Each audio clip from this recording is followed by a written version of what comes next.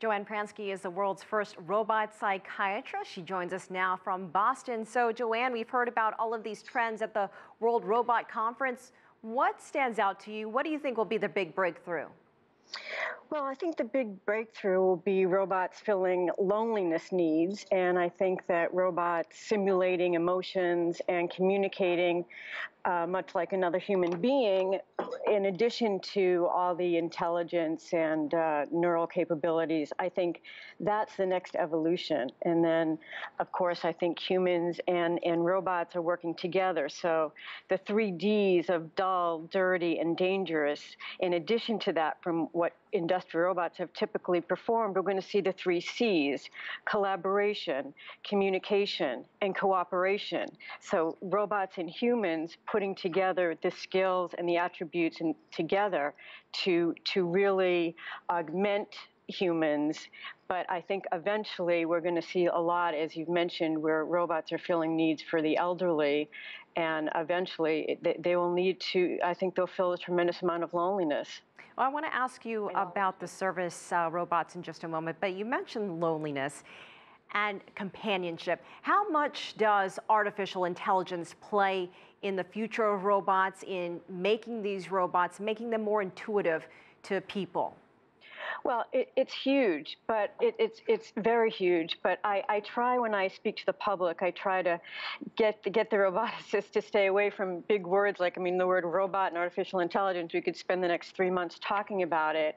And what I really think if we put it simply, I think that robots and AI will have the capability, once they're living and working and communicating with us humans, to develop almost like a child.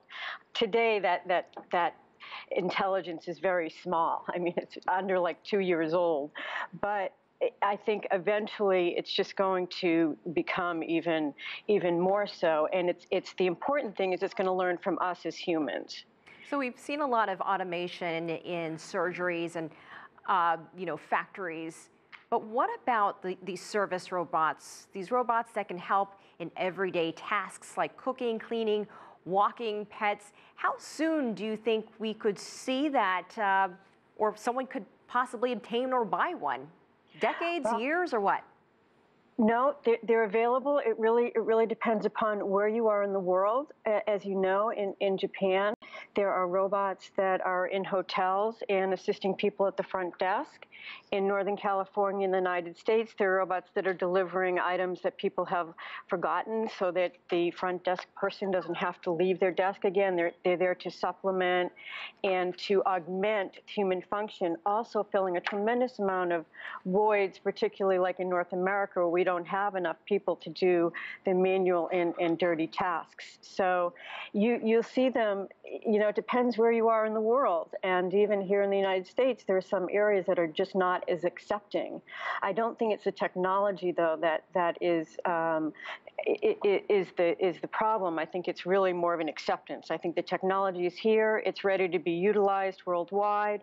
It really depends on an acceptance and an awareness and understanding the application it's going to be in. And you will see that in service areas more and more and more, because there aren't human beings to fill those needs.